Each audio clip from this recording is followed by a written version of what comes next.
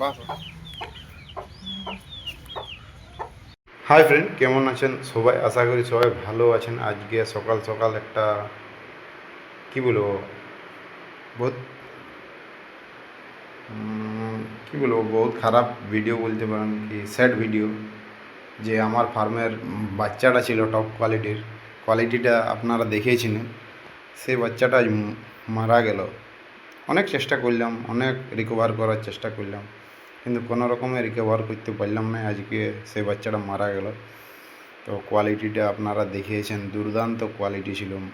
কি বলবো, হাই লেভেলের কোয়ালিটি ছিল, একদম টপ মোস্ট কোয়ালিটি। একদম 3 লেয়ার লেজের ছিল, মোটা পায়ের, মোটা বিগ বিগ কোয়ালিটিটা দেখুন কেমন ছিল। বিগ কোয়ালিটিটা দুর্দান্ত ছিল।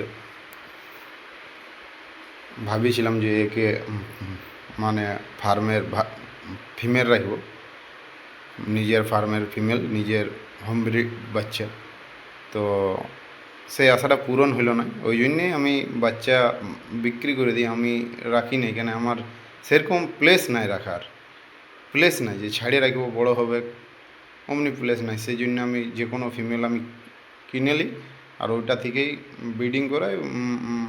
ব্রিড করার পরে যে বাচ্চাগুলান বার হয় সেগুলান সেল করে দিই। যতগুলান ফার্মের ফিমেল আছে সব কিনা আছে আমার, সেই জন্য ওগুলান ব্রিড করে, ব্রিড হলে বাচ্চা বার হয়, বিক্রি করে দিই। রাখি নি, এইটাকেই রাখিয়েছিলি অনেক শখের উপরে রাখা ছিল।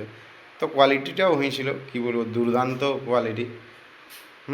নেক্সট লেভেলের কোয়ালিটি ছিল। তো আশা করি এই ফিমেলটা যদি বড় হতো, মিনিমাম কম করেও 3 কিলো প্লাস হতো। কেন আমার যে মেলটার বাচ্চা ছিল, মেলটার বডি ওয়েট 6 কিলো ছিল।